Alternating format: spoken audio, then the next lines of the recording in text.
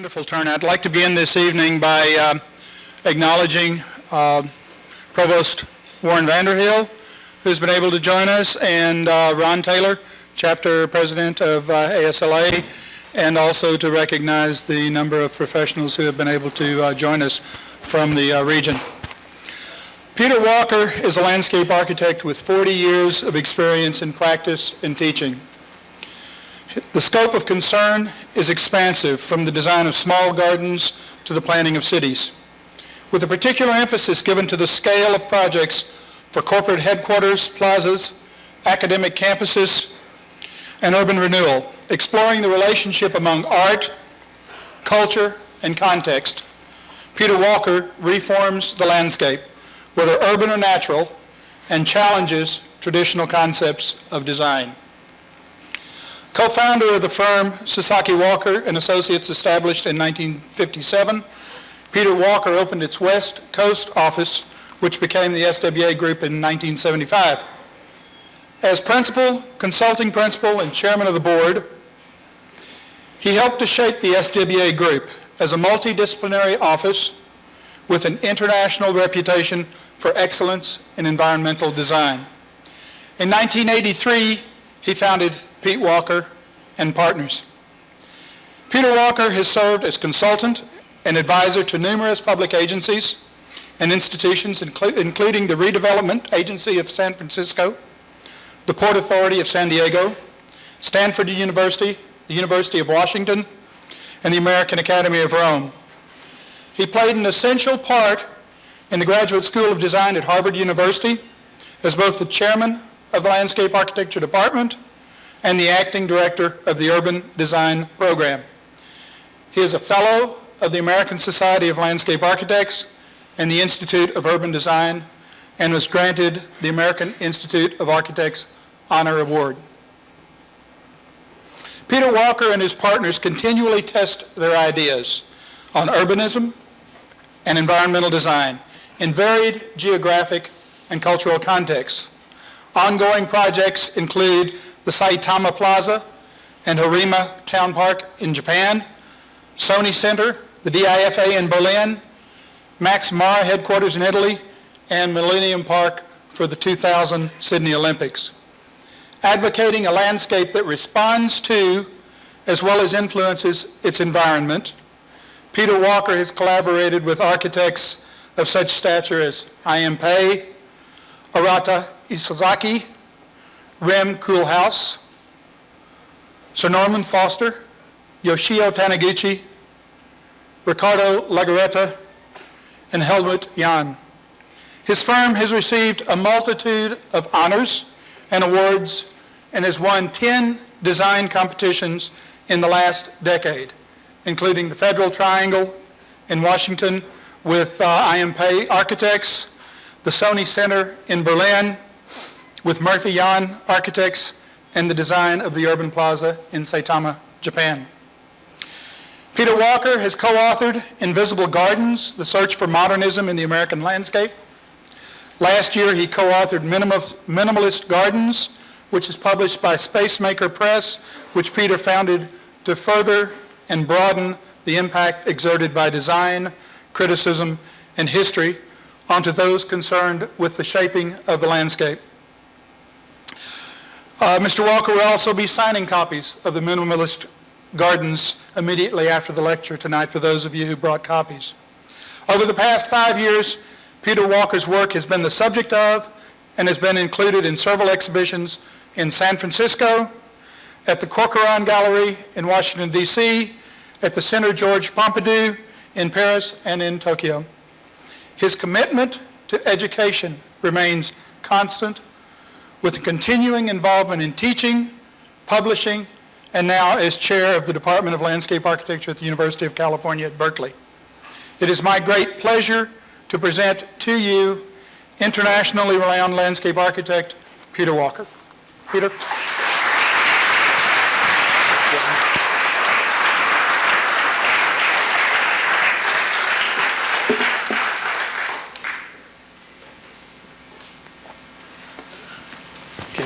Can you hear me? Is this on? I think I've done all the buttons I was supposed to. Can you hear me all right?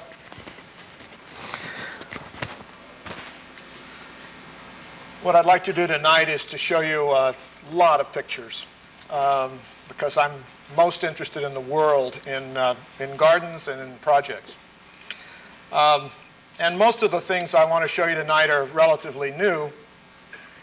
But I want to first go back and perhaps give you 20 or 30 slides which deal a little autobiographically with the beginnings of my work, and also tell you a couple things about myself which perhaps will make you understand or help you understand some of the later work and some of the ideas that we've been working with. Can we have the lights, please?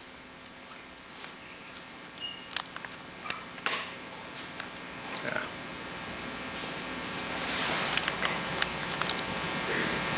Nope.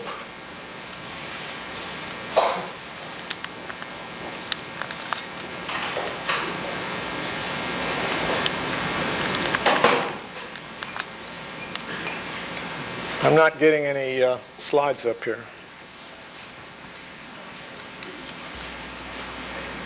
Okay. Come around so I can see them. Okay, sure.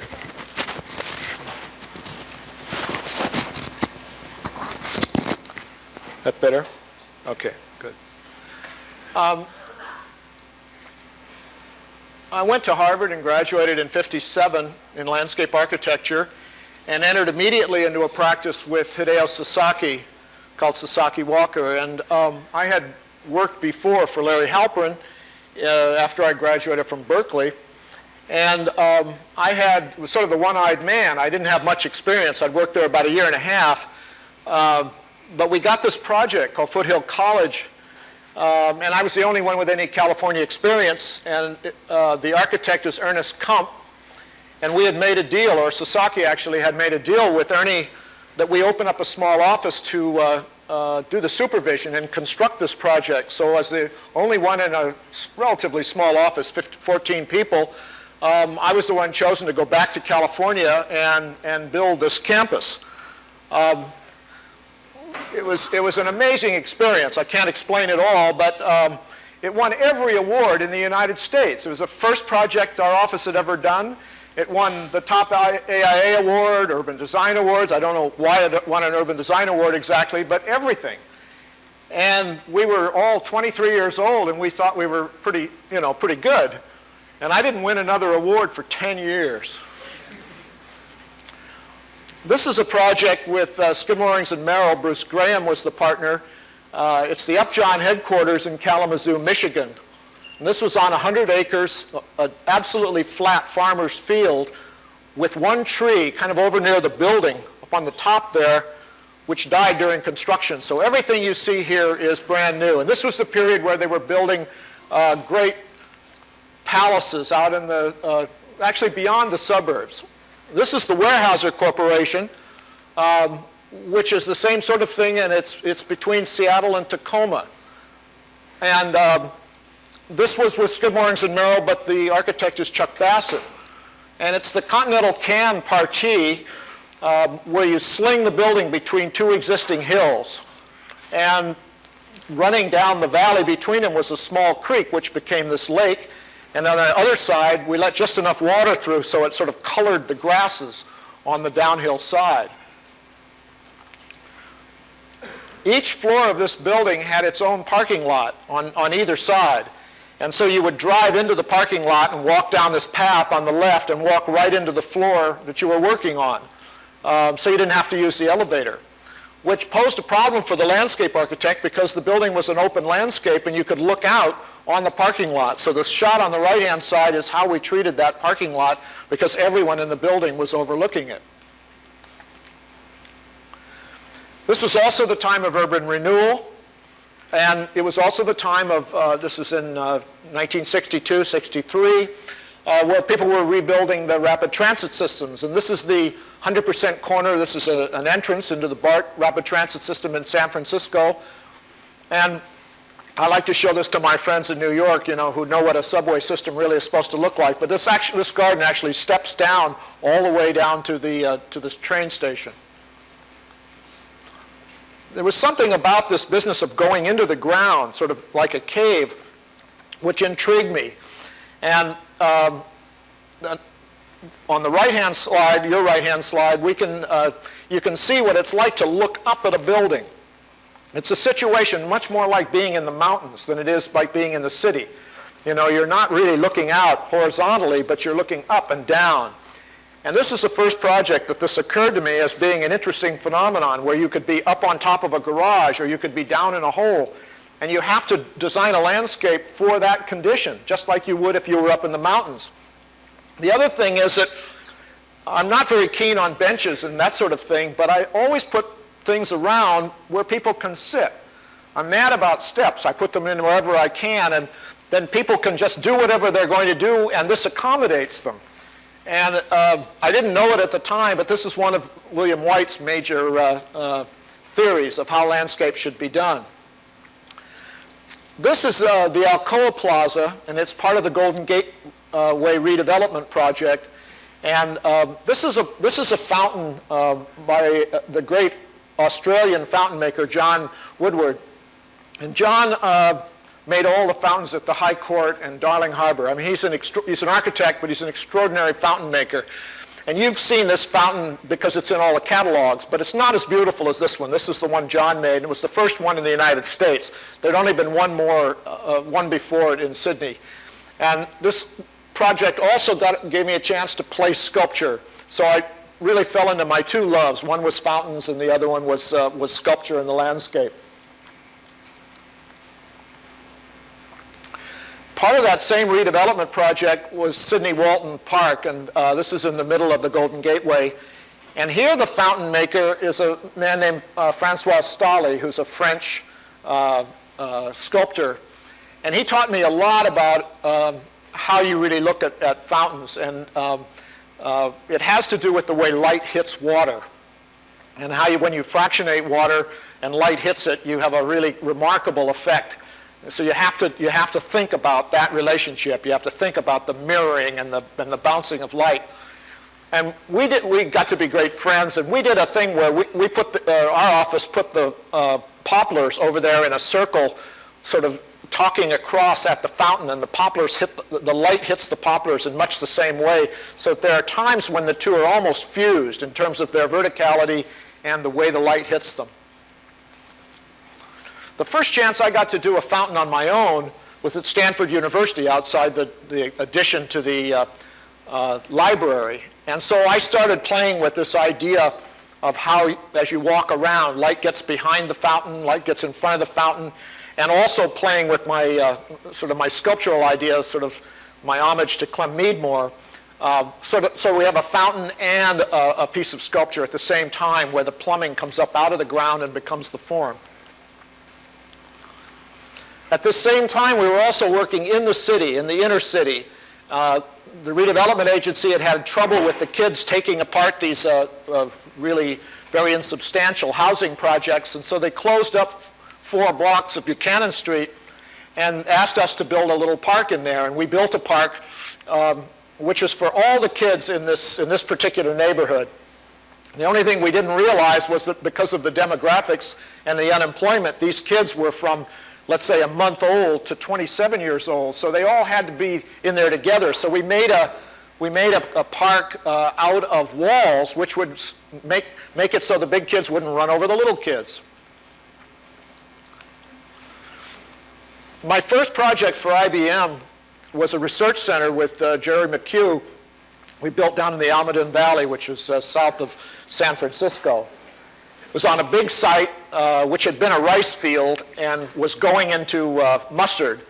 And so we put the buildings over next to the hills behind and put the parking behind the buildings so that you didn't see them from the front. You essentially looked at this kind of space station, space age thing across this rice field, which is now all mustard.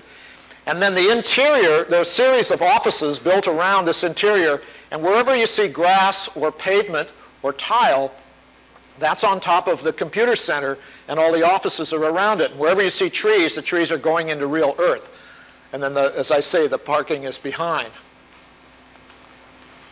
And then we placed other things on this. Instead of designing places to eat and so forth, we then brought in furniture for things to eat. And again, we tried to make things in such a way that you could sit on them and be comfortable with them, but not this designing of each object for each use. A classmate of mine was Frank Gehry at Harvard, and he was in planning, if you can imagine. And I was in landscape architecture, and we were both working for Sasaki on the weekends and evenings. And we came out and opened my office in '59 in San Francisco, and he opened his office in LA the same year. And this was one of the first projects we did together, which was a performing arts center in Concord, California. And what it was is this place with seats which are covered with a big metal roof, and then there was this grass area like the Hollywood Bowl where people could sit. And we dug it into the hillside in order to stop the sound from a slightly inclining highway, which is the access road for this. But the trucks go up at the end of the day. You know how they go up over the hills to get out into the valley. And the truck sound was a problem for the Performing Arts Center. Didn't make any difference if you had a rock concert. They could compete.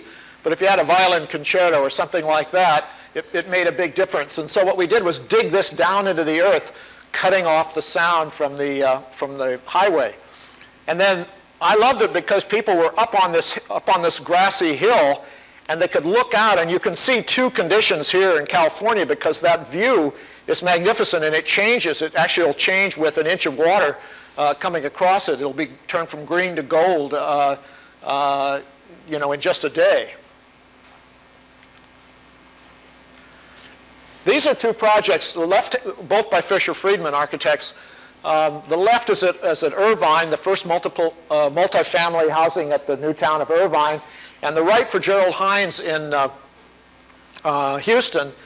And we were at this time doing, 10,000 housing units. And we were doing these little villages and modernistic, but basically these little villages. And there were many things about these villages which I think are quite interesting, and there are stories about them. I don't really divorce them. But the idea that by this time it was about 1973 or 74, but the idea of going on for another, I've only been at it for 15 years or so, the idea of going on for another 25 years, building English villages and Italian villages and Spanish villages, and, didn't seem to me like a career. Didn't seem to me like the modernism that I'd come into when I first began. And it wasn't so much criticism of the work we were doing, it was that it seemed to me to be a dead end. At the same time, I had started collecting art.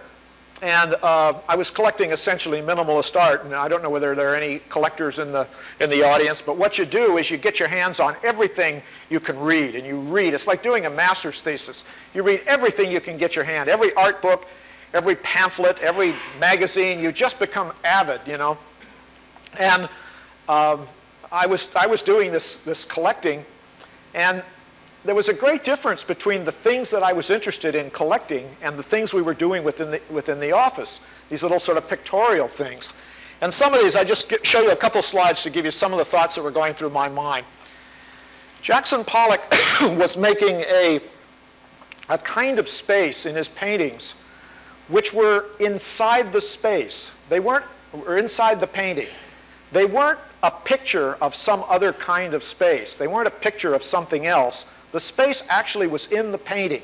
And these drip paintings were producing something like a bramble bush with space inside it. And I was very attracted to it, really from a landscape point of view. I was also interested, incidentally, in Smithson, who was doing these great big things out in the desert. And it intrigued me that these people were making, in each case, making a kind of landscape which was different from the kind of landscapes I was making. There was a painter named Frank Stella who was making paintings that had an internal pattern here on the left. And instead of painting a picture inside a picture frame, he would go out and then cut away that part of the painting which wasn't part of his pattern. And so in a sense, the interior design, if you will, of the painting was forming the space the painting was sitting in. And it seemed to me a fairly powerful metaphor for landscape, but again, I couldn't quite connect that to the kind of landscape I was doing. Richard Long on the right was taking my materials, taking stones and twigs and all kinds of stuff and bringing them inside a museum. And in this very simple way was making powerful pieces of sculpture. Powerful in the sense that they were almost totemic. I mean, you had a sense that there was some religious feeling about them. And nothing that I had done had that kind of feeling. Nothing about that was expressing anything except, you know, just it was pretty, or it was a nice place to live, or you had a swimming pool, or whatever it was. In other words, I wasn't getting any of this, but we were doing it with hundreds of pages of working drawings. And this guy was just doing it with a little thing on the back of an envelope, and then he and a couple of workmen would bring this thing in. But the guy that really impressed me was a guy named Carl Andre. Here are two of Carl Andre's works. He's most famous for this sort of thing on the left, which is a piece of sculpture that's 1/8 of an inch high and different proportions. And what he does is very much like a Persian rug or a carpet that sits, not a wall-to-wall carpet, but a carpet that sits on a floor. He was commanding the space above the sculpture. He was appropriating that space and changing its nature. And again, that seemed to me a powerful metaphor for landscape.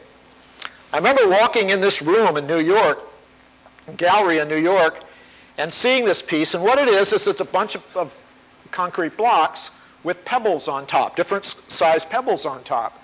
But the thing that hit me first was that there was nothing on the wall.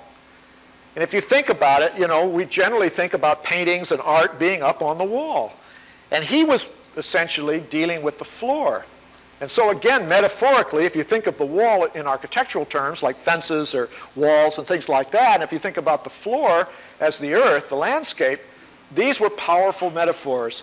But again, I couldn't imagine doing a garden in a checkerboard, which I've actually done since, but I couldn't imagine doing a garden as a checkerboard, and I certainly couldn't imagine getting away with doing concrete blocks and pebbles, even though it was very, very convenient.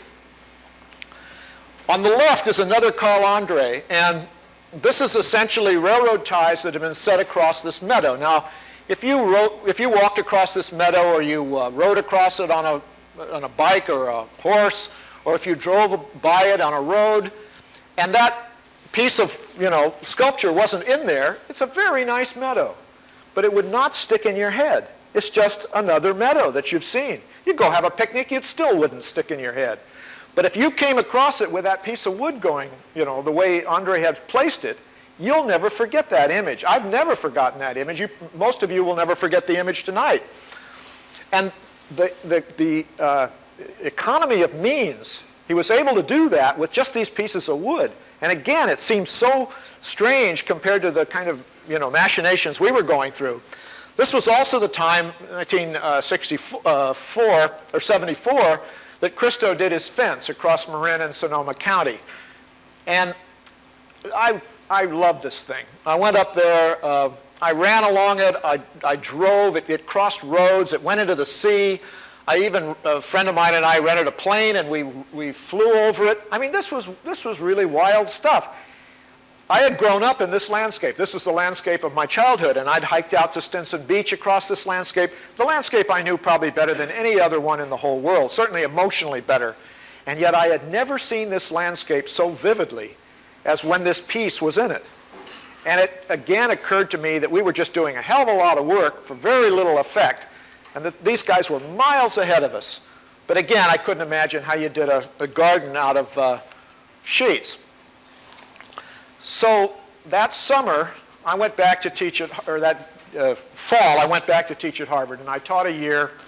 And then Bill Johnson, who was teaching at the University of Michigan, and I took a group of students from Michigan and Harvard, and we went to Europe, and we started off in Tours and went up the Loire Valley and around Paris and so forth, and we looked at all the great chateaux. And somewhere in that summer, looking at Lanote's little gumdrops, put around the landscape in his parterre embroidery, I suddenly clicked how you could make gardens out of these ideas that the artists and sculptors were making. So we went back to Cambridge, and we were living in Back Bay, Boston, on Marlborough Street. And we had this roof, and the roof was just a wooden beams that couldn't carry any weight. So my wife and I, Martha Schwartz, started to make a garden up on top of this roof. And instead of, because it couldn't carry any load, instead of bassin and forced perspectives that we had seen in Italy and in France, we used mirrors, and we used astroturf, and we used some pots, and to try and make this roof garden essentially for ourselves. Now, it was really incredible because this was the first garden I'd ever owned. My grandmother was a great gardener, my mother was a great gardener, but they were their gardens, not my garden. This is the first one I'd ever built. And so we'd go up there and have a drink at the end of the day, and we began to notice things the way you do. And one of the problems of being a landscape architect, or an architect for that matter, is that you build these things, and the clients take them, and maybe they invite you back for dinner, or sometimes they'll let you, if they really want to punish you, they'll ask you to come over and spend a week in the house. But basically, you don't really know much about the garden after you've finished it. So by being in this garden, we started noticing some things. Like, for instance, we noticed that when the shadow crossed this thing, the mirrors were still reflecting the sky, and that the clouds would move across these pieces of reflective material.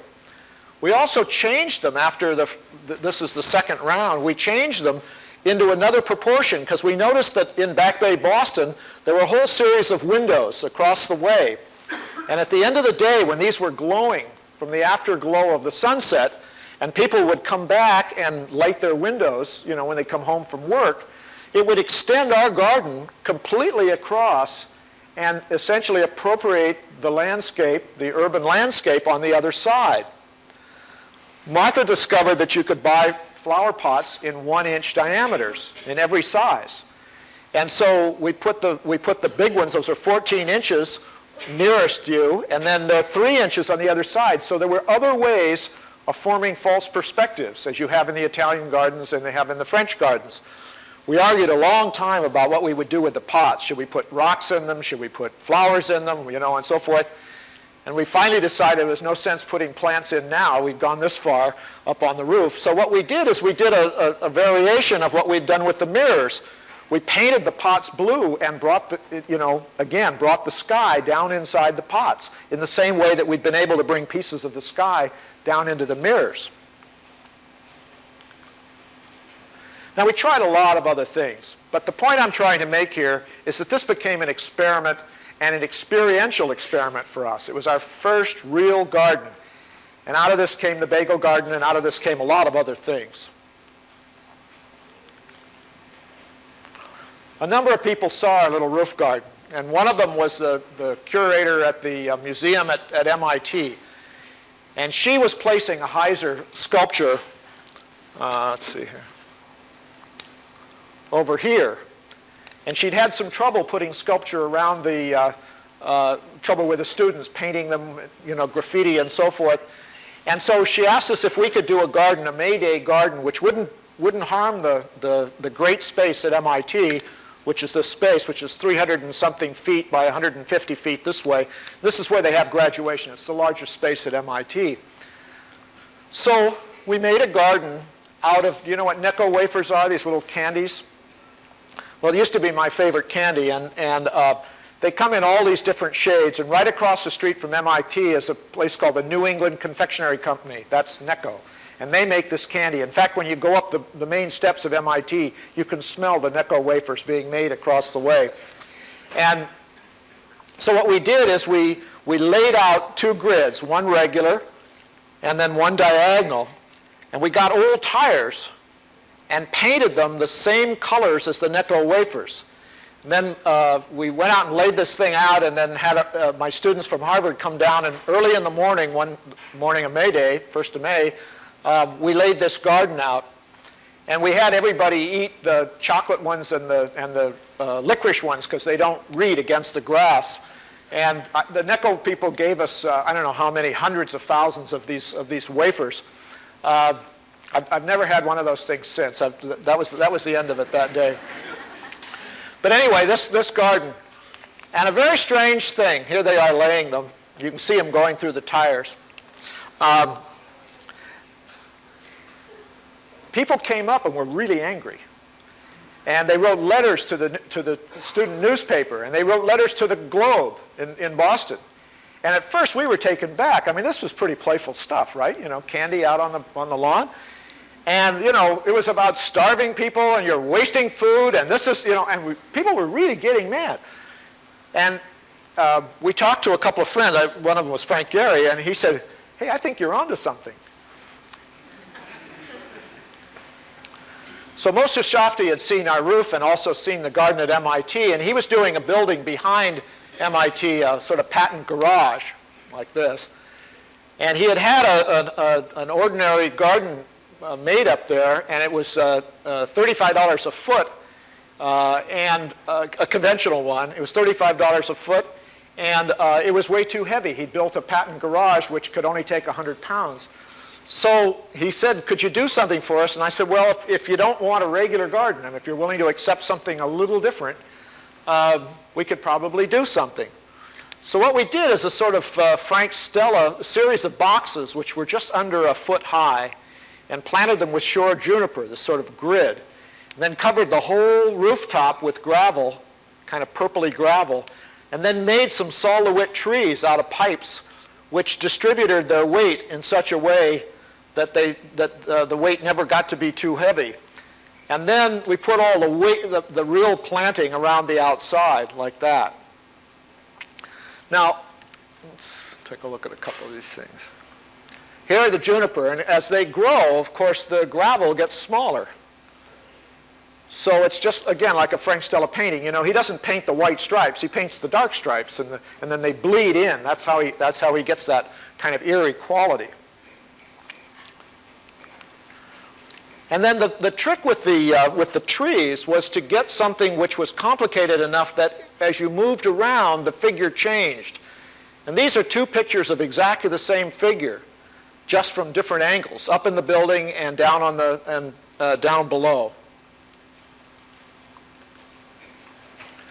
And then we planted vines that would go up inside these things so that they really were trees. And then we put them on top of each other so that you could see them, you know, through each other so that they got to be more complicated. So it was really a game of taking a few elements and combining them in a way where, even though they were very simple, conceptually very simple, they ended up spatially very complicated. Then we won a competition to do a park in Fort Worth. And this was for a woman named Ann Soul, and she was the major benefactor for the Kimball Museum. This is the Noguchi Plaza there. And what had happened is her grandfather had built this park in 1936. And people don't think about it this way, but the planting was doing great. But the park was falling apart. All the asphalt, all the stone, all the concrete in that length of time was actually falling apart. So we built a stone grid, orthogonal and diagonal grid, and jiggled it a little bit and just sort of slipped it down over the existing trees, transforming the park. And the other thing we did was we reversed the normal order of things. If you think about going to a park, Central Park, any park, campus out here, generally you keep the paths low and you raise the lawns because you want, you know, the sense of the landscape. You want the grass to read bigger, and you want the streets and the pavement to read smaller. And of course, that's the way they drain as well. So what we did is we dropped the grass below the level of the 6 inches below the level of the paths, and then we dropped the water 6 inches below the level of the grass. So we brought the two, the green part and the hard part, into almost equal visual balance. Some places, when you walk around this park, it looks very hard. And you don't know which is the background and which is the foreground. Have you ever seen those things, those vase things, where you don't know whether it's a vase or a face, where it slips back and forth in your mind? Well, that's what's going on here, except you don't know which is the positive space and which is the negative space.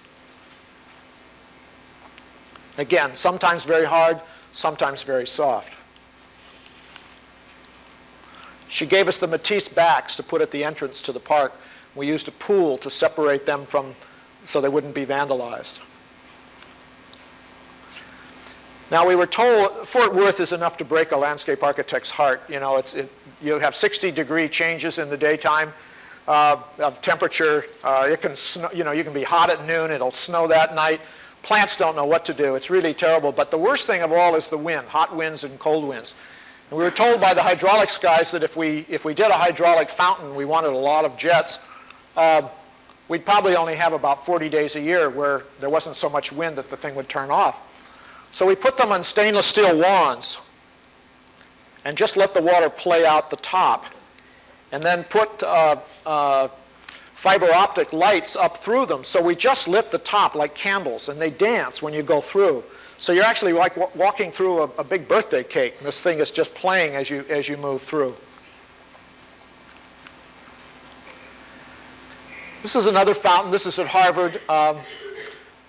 This was a fountain basically which gave me a chance, because it was close to my house and I could see it, and I see it all the time now, to really watch how something operates and to think about it. And I want to go through this fairly carefully because I want you to understand a little of what we're trying to accomplish. This is essentially a circle 60 feet across and just made out of New England stones. And there's nothing particular about those stones except that we've set them 16 inches. We've dug them in and set them 16 inches above the grade.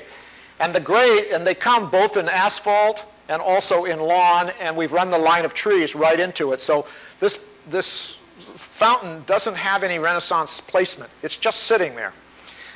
Maybe it was there before. Maybe these other things came in. You don't really know. As I say, there's no real pattern to these stones. The only thing we did was move them in such a way that you could not skateboard through them. But we put them close enough so that kids could jump from one to the other. And people could sit on the top or sit on the grass with your back against them. So that we're just thinking about using rocks in as many different ways as we can. And then we use the water, instead of making a kind of wedding cake out of it, we use the water in the center to dematerialize the rocks, so essentially making the most dense part of the rocks essentially disappear. And that's the whole scheme. Let me show you a few things about it. Has to go through the seasons, summer, fall, winter, and so forth. And President Box asked me, there are about 6 fountains at Harvard, and they've all been, the bottoms have been broken out by the maintenance crews, filled with dirt and planted with tulips. And they do it in the wintertime. So what happens is that they break them out when there's snow on the ground, plant the bulbs, and then when the bulbs come out, everybody goes by and says, oh, look at the nice bed of tulips, and the fountain's gone. And there are no fountains if you go around Harvard. This is the only fountain in the whole school. So we made it in such a way that it would engage you, where you could come all the time and see it. Light. We have a very clear atmosphere in Boston and Cambridge, and this is a circle. So if you walk around it, somewhere with the fractionated water, there's always a rainbow. And then we lit it from below, and it operates like a scrim. So you have this kind of spacey thing, almost looks like X-Files, you know, out there on the lawn.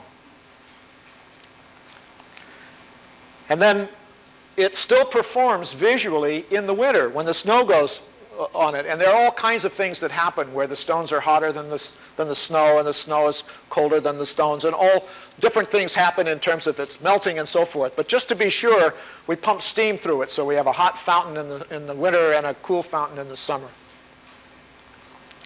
Now that just goes to trying to make a few things do a lot of things, and trying to think the problem out. Here was a problem in San Diego where we were doing a competition, and we do lots of competitions because you can try ideas out in competitions. And we didn't like the site for the park, except we liked the railroad tracks, and the railroad tracks had to stay in. And this takes, the Santa Fe Railroad has one train a day, and this is also the railroad track that takes the little red cars down to Tijuana, so the trolley goes through here. So we decided to make a linear park with the tracks in it, and every other track we could think of. Tracks for baby carriages, tracks for bicycles, tracks for jogging, tracks for walking. Every single way we could think of to make this operate in a linear fashion. And deck the whole thing out in sort of Victorian with flowers and brightly colored plants, and to even incorporate the road, plant out in the road the way Olmsted used to do, where the boulevard would actually become part of the park. And when you were back in here sitting and watching all this activity going up and down this way, you're sitting back in here, this also became part of the park. And when you drove through, you were driving through the park and you were inside the park in your car. And here's the, I'm sorry. And here's the way it looks. And it's being built in pieces, which was kind of interesting. It's like salami, you know. Every time there's a developer in, they have to build one little piece of the park. So we had to have a system which was simple enough so that they could build it. And there's some very conventional areas and some not so conventional areas.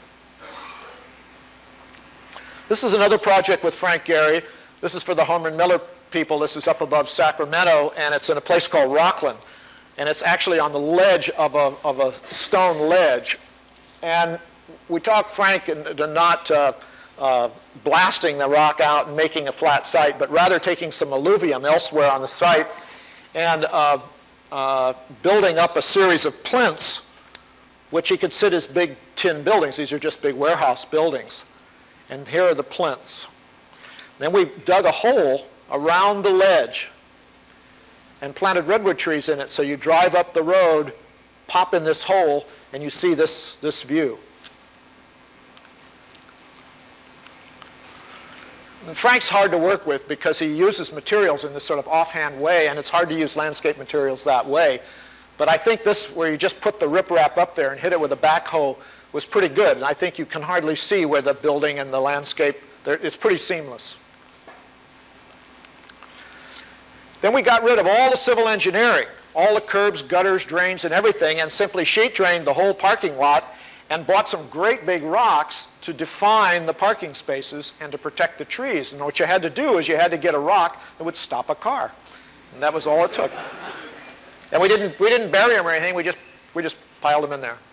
And they give a very strange, wonderful feeling in the wintertime. It's my favorite scene. And Frank's game is to push things together. He's now under these curves, but what he used to be doing is he'd push boxes and things to produce tension like this. So we would push the ground plane against the stones to get that same kind of tension. We were working with the same basic ideas. This is a project with Isesaki. It's in Japan. It's 2 valleys over behind Kobe, where the great earthquake was. Wasn't much damage here. It wasn't any damage here. And this is a conference center which consists of a little ryokan, 17 rooms around here, a VIP suite, a director's suite, and then over here a series of conference rooms. And this is built in a new town, which we're also working on. And the new town, the industrial center of the new town is a super collider. And it's about 3 kilometers across, and it's not a very huge machine, but when we stopped our machine in Dallas, it became the largest machine in the world, and so scientists are coming from all over the world to use it. And there are a lot of things about this, but the thing I want to point out is that Iso said, we're going to have this ryokan, Pete, and I want a Japanese garden. And I said, well, look, why don't you get a Japanese gardener? I don't know how to make a Japanese garden. I'm from Berkeley. And he said, no, I want you to think about it, because we really need a contemplative garden in here. Well, the engineers up here had made everything flat. They knocked down the tops of the hills and filled up the valleys. Their idea, engineers' idea, was just to make some flat land up here in this volcanic landscape. And so we decided to make a landscape that was made out of mountains. And mountains, volcanic mountains, as a sort of homage to the mountains that had been destroyed. And the garden is made of sand, or gravel, and then it has these sort of piers, which are made out of polished granite, and then it has wooden members which go across, and then it has stone members which go across, and they go right into the buildings. They go through the buildings either side, and when you get in your yagata, you can go out there and actually walk on those stones and on the wood and come out on the piers. And that's basically the idea. And then a bamboo grove over on this side with a fountain inside, which I'll talk about in a minute. And the thing is, we made all the mountains out of the engineers. If you've ever been to Japan, you know, this is the way they do the sidewalls on highways. And this is the way they do riprap on the highway. So we made it all out of their vocabulary, the engineering vocabulary, but we made this landscape out of it. And then what happens is that the fountain puts out mist, which covers all of these things at ground level. And all you see is the big mountains sticking out of this mist. And then when they've got this whole courtyard covered, the mist turns off, it dissipates, and the ground plane is rediscovered. It comes back again. So it's very much a Japanese garden, except it's not a 17th century Japanese garden, and it's not using 17th century imagery. And these are our little volcanoes. This is a walkway which leads up to the university. And there's a cypress tree on top of each of our volcanoes, and then we have a little red light. I don't know whether you can see them, that are right on the tops of these trees. And we designed a light that could actually grow. I mean, you could raise it as the trees grow. And when they first went in, the Japanese are so precise, everything was perfect. But gradually, these things will grow at different rates. So the plumes will be at different rates. And of course, the conceit here is that you're doing a volcanic system by modern engineering or computer standards so that they're all the same. Actually, if you think about it large enough, the volcanic system, they are all the same. And they cover this whole region. Now this is another one playing with the same idea. This is for Yoshio Taniguchi, who's the architect who's just doing the new modern art, the Museum of Modern Art in New York, just won the competition. And Yoshio is doing a building which was a screen. This is for IBM in Japan. Actually, this is our first project in Japan. And he said, look, there's a thing in Japan where, you know, in Western culture, if you want something important, you put it up on a pedestal, like a piece of sculpture, or I'm standing on a stage, that kind of thing. But in Japan, they don't do that. They don't raise you up. What they do is they put a screen behind you. They put a screen behind the tokonoma. You get married in front of the screen. You put artwork in front of the screen and so forth. So he says, I want you to treat the building, and I'm going to detail the building as much as I can, like a screen. And then you make an art garden in front. And as people walk from the train at this elevated walkway and walk into the building, they will walk past all the parts of this garden. So I don't know, most of you are too young, but you used to put information into a computer by punching it into cards. And when I first started teaching at Harvard in 1975, all the students were up above who were interested in computers and were punching in this information. And the computer card has a very distinctive look. It has a datum line that runs across it, sometimes pink, sometimes orange, mostly green, and then all these holes. And you punch the stuff in, and then you hold up to the light to see whether the holes have actually been cleared, whether they're punched. So that was my image of, I mean, knowing nothing about computers, that was my image about IBM. And I said, let's do a Japanese garden, all with Japanese materials, but let's lay them out the way you'd lay them out on a punch card, all that information orderly in a binary system. And here it is. So we have, you know, boxwood hedges and moss and sand and gravel and water lilies and all that kind of stuff. And then here's our datum. And it's a light which runs exactly at the level of every single one of these surfaces, including the water surface, and cuts through buildings and cuts through everything else. You can see it goes right through here.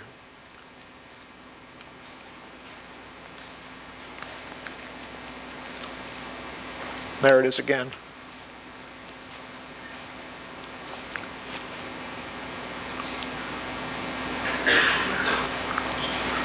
And here it is at night. And Yoshio said, look, this is really a Japanese garden. I don't care what you say. It's very Japanese. And I thought, well, maybe it's very Japanese, but it's a very special kind of Japanese. He said, look, we've got to have a big stone.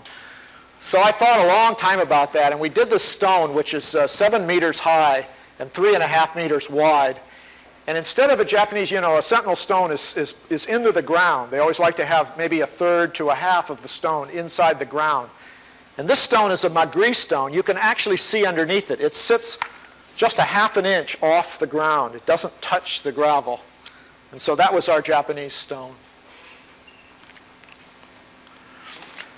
before I was sort of taking the Japanese engineers to task, but actually they do some of the most beautiful civil engineering in the whole world.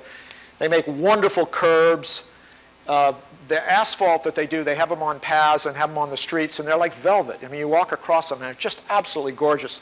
So when we got a chance to do a train station, which is connected to a new museum that Yosho was doing in Muragami, we decided to try, and it's a very ugly station, so we planted one huge row of trees to just take the station out. And then we tried to make a fountain which was a plaza which was halfway between the rather ugly interior of the station and the street itself. So we used asphalt and stone and slate and so forth. So we tried to use those materials, and we used pieces of concrete, tried to make them the same way that the civil engineers were making them. And then for bollards, you can see them here, for bollards and benches and seats and so forth, we put stones sunken into the ground all the way across the front of this plaza.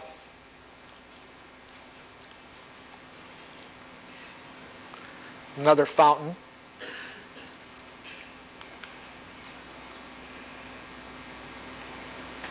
The thing about these stones is that they're identical. You don't notice it at first. You come in and, maybe your angle of vision and so forth, but that can't happen in nature. We have 150 stones that are absolutely identical.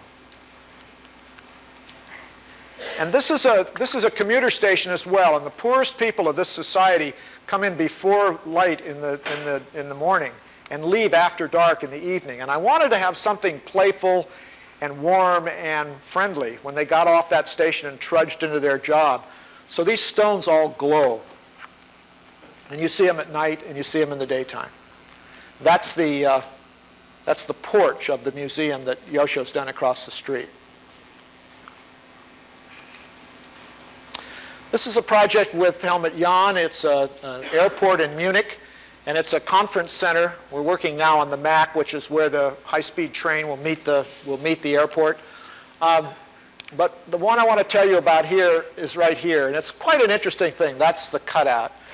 And this is a hotel and conference center with a huge atrium in the center right here.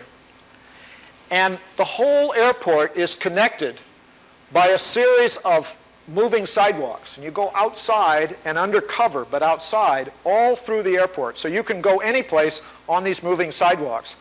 And so we did a series of linear gardens along the sidewalks, the moving sidewalks, and the sidewalk comes along here.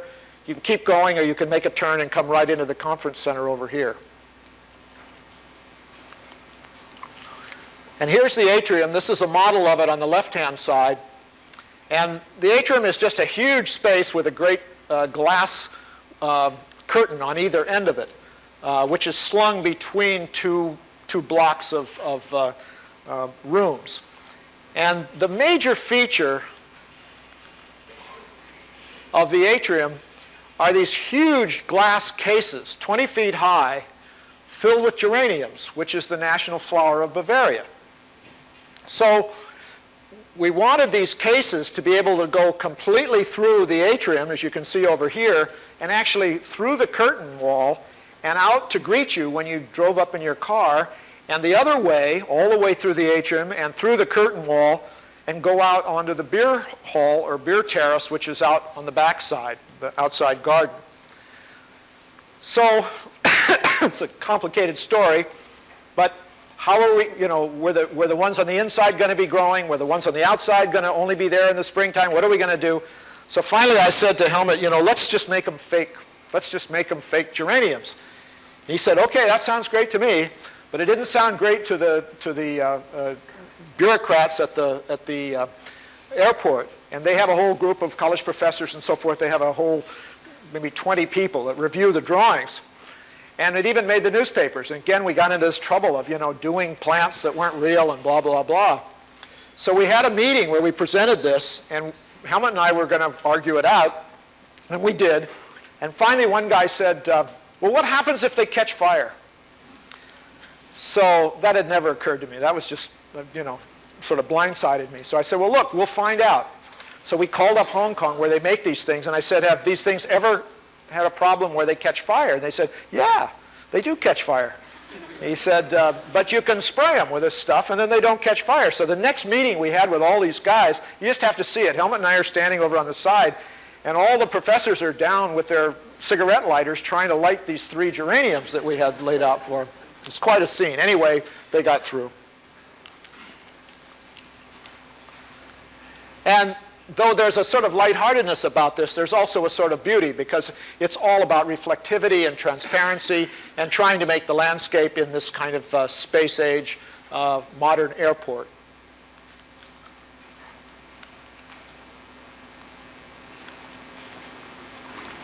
This is on top of a garage, and we used a series of geometries which intertwine with the building so that you get these very strange connections in the geometries, turning angles, which is not so easy outside in the landscape.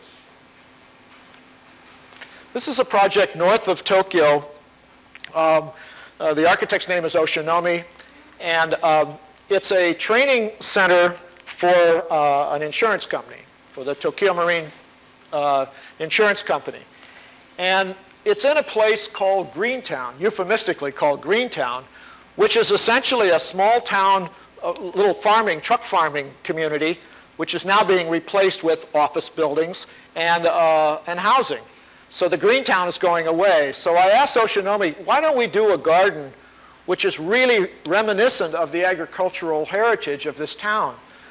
And so we made a garden out of grass and gravel, which wherever you're looking out, you get different geometries and different things trying. And here are the guys on the right.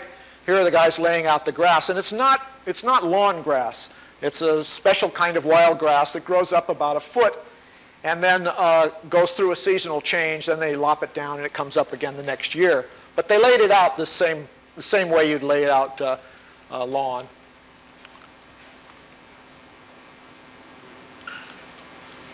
And it goes through the seasonal change.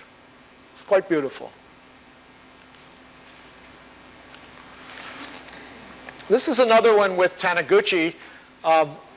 This is in Toyota City. This is a small castle from the 17th century, an ancient tea house, a new tea house that the mayor wanted. This was an old elementary school site which had been vacated. Demographics had changed. And Yosha was building 2 museums, a modern museum and a ceramics museum. And then there are 2 large areas, one here for outdoor sculpture, monumental, and one here for smaller scale, human scale sculpture. And the way we dealt with this is we put a pond between the old landscape and the new, the old uses and the new, and then ran a path all the way along. And this is the path. And it starts over near the castle, which is here, and it's very rough. And by the time it gets into Yosho's, it's perfectly flat, absolutely flat and modern in its end. So the path is actually changing its scale as it moves through. This is the monumental garden, very, very simple, gravel. I said I'd done some checkerboards. This is a checkerboard. And then one with a little bit more scale. This is a pomodoro and a moor. So it needed a little more architectural context for them, not as monumental as the Serra. Then they asked us if we would do a fountain, and I didn't want to do a fountain up in the air and everything that would compete with the sculpture. So we did a fountain which was made by letting air loose beneath the level of the pond, making the figure just in the effervescent when the bubbles broke the water. And the interesting thing about it is it performs in different light, so that it has a natural quality and, of course, a completely unnatural quality, which is something I'm often looking for. This is a walkway at UC San Diego. It's right next to the grove. This is a grove of trees, eucalyptus trees, which are the context for the UC San Diego. This is the Bob Irwin piece that sits in those. And we planted 1,000 new trees in here, repaired this forest, planted 1,000 new trees, and built a walk that goes all the way from the library down to the medical school and got the grade to be absolutely flat from one end to the other. It's just that simple. On one side, this is the student union and a series of classroom buildings. On the other side is the forest. And this is the walk, the student union. The library's at this end. That's the medical school. And we have a series of these lanterns which run all the way along. And they're lit from inside, so there's light that comes out this way onto the path, and eventually there will be light going in. Right? You're not seeing it reflecting on anything because this is where the trees are, but they will go up in the trunks of the trees in the future, so the light will go both ways. Can we have the next carousel?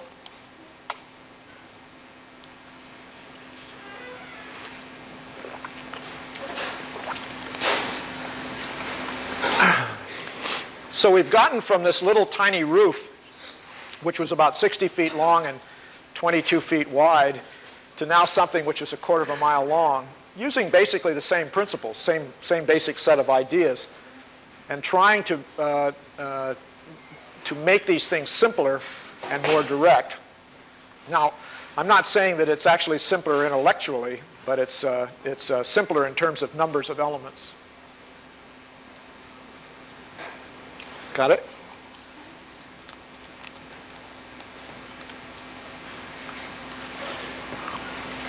Okay, this is in Costa Mesa, and we've been working on this project for 35 years. We did this park about 35 years ago near a hotel, and this is the park.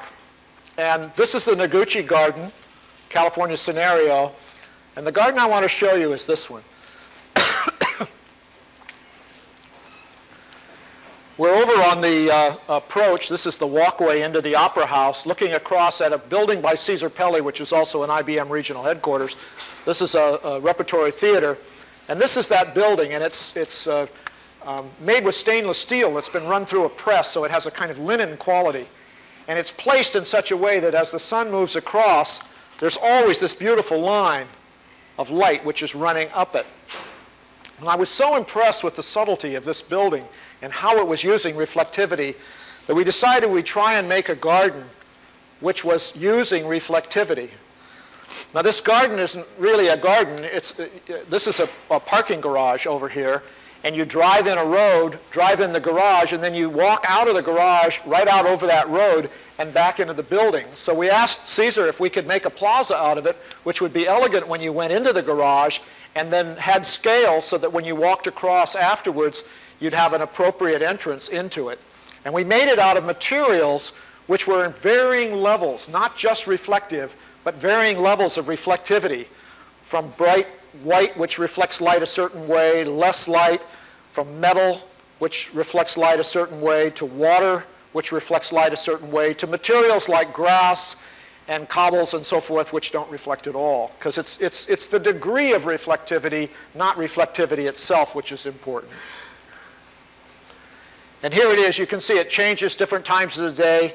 I mean, this is the morning, which is a much cooler kind of day. This is the afternoon, where it's warmer. And you can see how all these pieces of reflectivity, including mirroring of the building, all compose this plaza. And because the building is a curved building, it formed a venturi, and wind came through. So what we did is we took the water and dropped it inside itself so that you got this feeling. And then when you came across this reflective, depending on how the wind was going and so forth, you got a reflection of the building as you walked up to it. And when you got right by it, you'd look inside the water, the reflectivity would disappear, and you would see stones down in the bottom. So it's a very complicated experience, but it's a tremendously simple figure. This is a project for Boeing. It's the new headquarters for Boeing, and Boeing had gone out and bought a racetrack. And Boeing's, I think, the second, next to the telephone company, is the second largest employer in Seattle. And they were really worried about environmentalists and all that. So they bought this old racetrack that they figured no one would worry, them about. It turned out that the racetrack qualified under the federal guidelines for wetlands.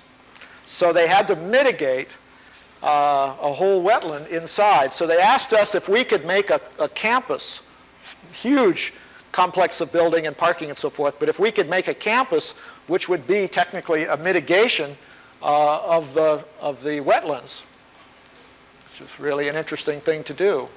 So I'm sure most of you know how the wetlands work. It's basically about water going up and down instead of running down the stream. And what you try and do is you try and hold that water and complicate it as much as you possibly can.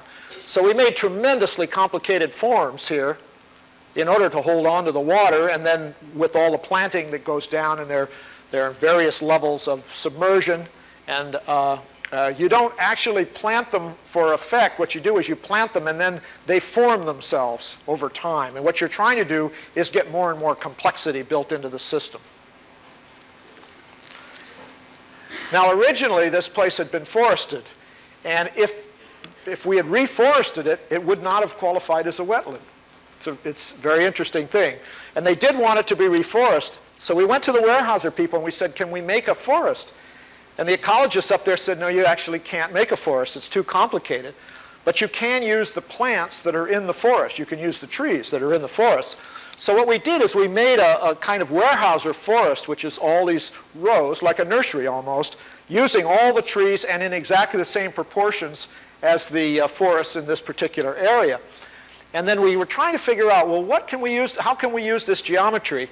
And what we did is place them in such a way that as you move through this forest, every time you look up these rows, Mount Rainier is at the end of these things, so that on those 3 days a year in Seattle that you can see Mount Rainier, you can actually look at it through these forests. Then we made all the parts of the landscape out of logs, a sort of national parky kind of landscape. This is with skid moorings and Merrill.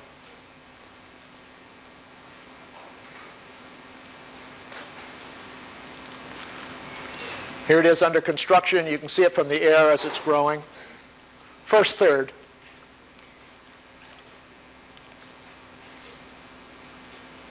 It's quite a different kind of landscape for us, although we're doing 5 of these now. It's a completely new departure.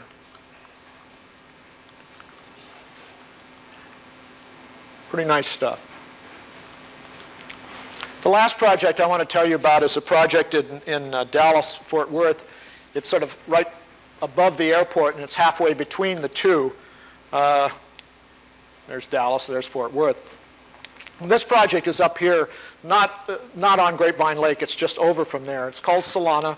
This is the site. It's 880 acres now, and it's in 2 cities, and it's on either side of Route 114. And it was a joint venture between IBM and McGuire Thomas.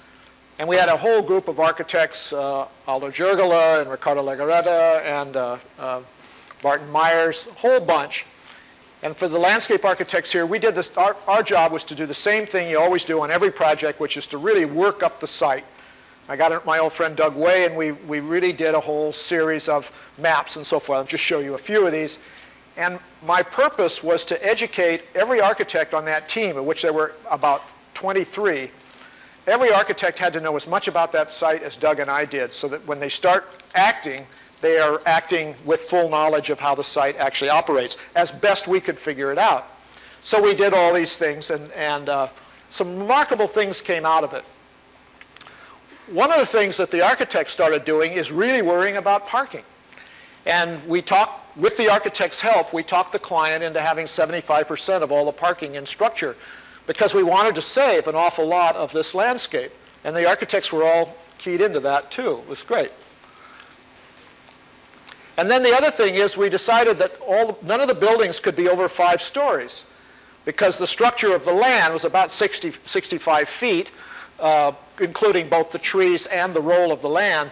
And so if you kept it down to 5 stories, these buildings could actually be within the site rather than popping up and essentially wiping the site out visually. So we laid all that out. We talked them into a single loaded road. I mean, without the architect's help and without that sympathy, we wouldn't have gotten any of these things just by doing it as a landscape plan. So those plans that we did were really, really productive. Now I'll just show you a couple little parts of this. This is about 1,000 feet, this is about a mile long. And these are 600 and 700 feet long. So it gives you an idea of the scale. This is the same cross-section as Versailles, but not, of course, the long axis. And this is a flat garden between a series of standard sort of speculative buildings that are organized around courts and so forth. Very flat site. and we are exploiting the flatness. We made it just as flat as we knew how, with a creek that curves through. You know how they do when they're flat, they don't go very straight, and coming down through, and then these ponds and so forth. And then instead of using stone and walls and things like that for structural purposes, we used them for decorative purposes. We thought stone in a situation like this is like necklaces. It's like sculpture. And so we used all kinds of elements, not in the normal way, but in a way where we were trying to stretch the budget. You can see we've tried to keep this thing very flat. These are all dry stone walls, the paths that grow. This is the pond. Here are the stones along the creek and around the pond. Very, very flat, really exploiting that flatness.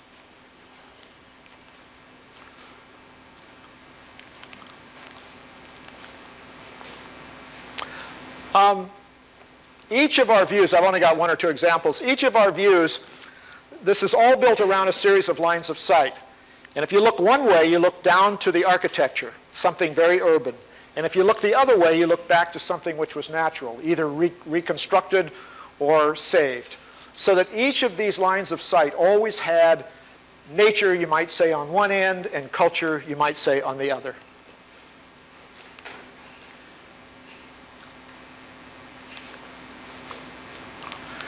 In the center of this complex was what we call the village center. And what it really is a strip shopping center that's been wrapped into a circle. This is Ricardo Legarreta. And this is the one building we allowed to go up a little bit higher, because we wanted the center, even though it was small, to have more mass. If any of you have seen I.M. Pei's East-West Center, he made the center, you know, even though every building in the center was larger than the important meeting building, he elevated that and made it more important. So we wanted to make this little village center more important. What we did is we took each parking lot around the center, and what really kills the strip centers are these parking lots which run along. So we made each parking lot different, designed each one differently. So wherever you went in through a different kind of landscape.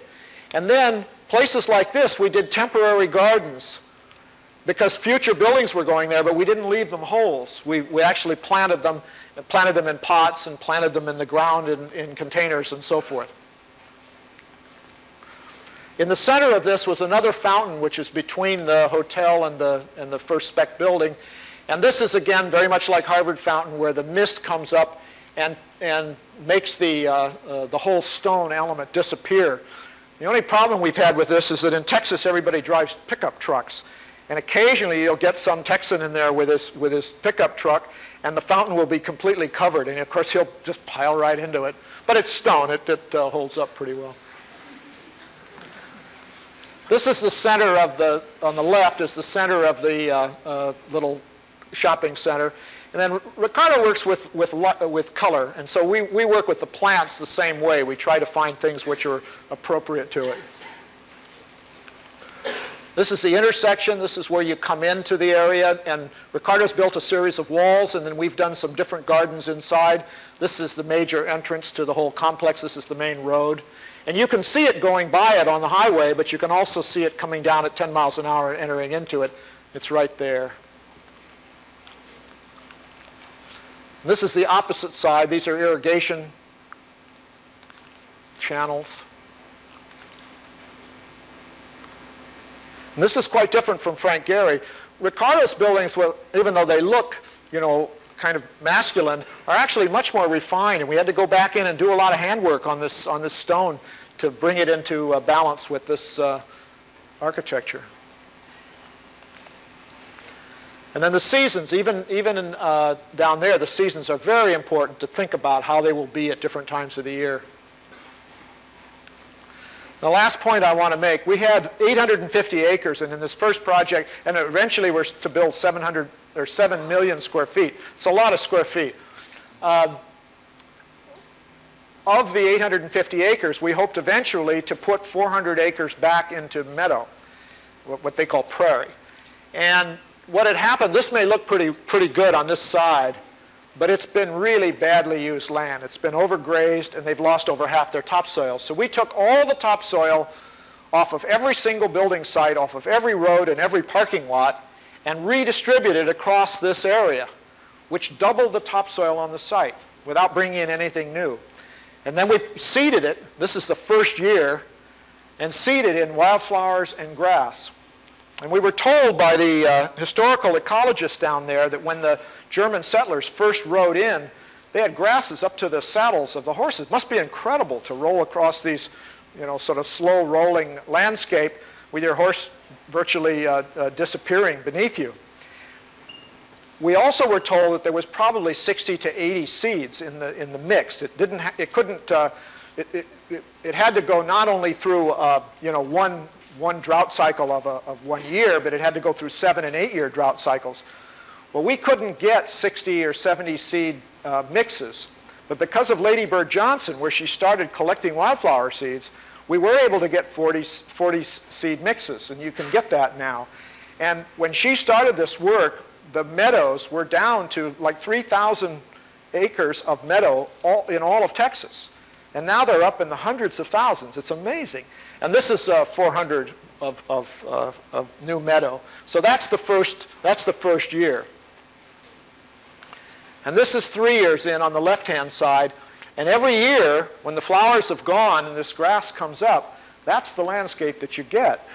And I always think about, the IBMers that are sitting up in this box. And of course, they're all looking in computers. They're looking in another box. And if I could just get them to look out of that window and look at this landscape, which cost 1 penny a foot to build, that would really, truly be a minimal landscape. Thank you very much.